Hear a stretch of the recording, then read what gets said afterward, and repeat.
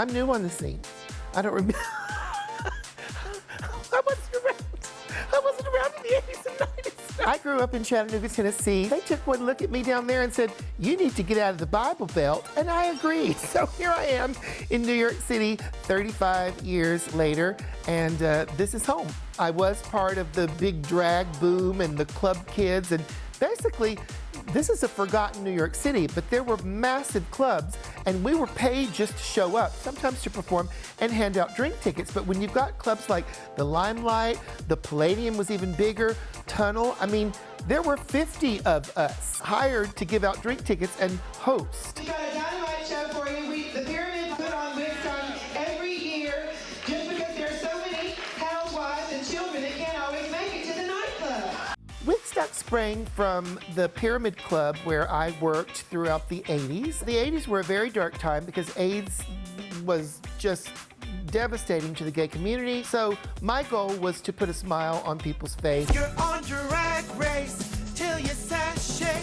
away. My roommate was RuPaul in Atlanta, Georgia, so yeah, he's a trailblazer for drag, that's for sure. Before RuPaul, the mainstream drag were things like Tootsie, where the drag queen is forced to do drag because, as in Tootsie's case, he can't get work as a male actor. Or Some Like It Hot, where they're escaping from the military. RuPaul is giving you, I'm fabulous, I do this because I do it well and you're gonna love it, and turns out she was right. I got money.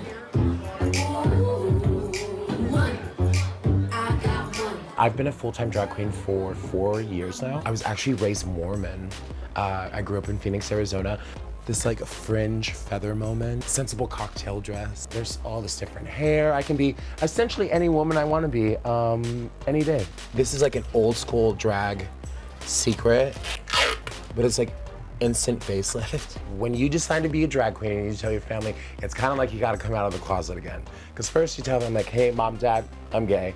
And then you got to tell them, hey, mom, dad, I'm gonna dress up like a woman and dance around for other people and make them happy. 3 pairs of fishnets, hip pads, butt pads, 2 pairs of Spanx. I started drag because I started with theater. I was so sick of doing shows that I couldn't relate with. Like, I wanna create my own art and like have my own narrative and decide what I'm gonna wear and be my own artistic director.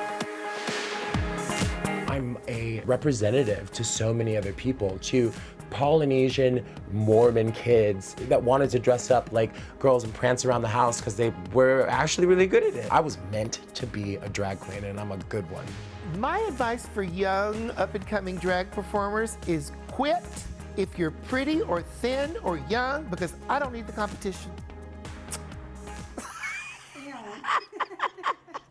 Yes. Stay away.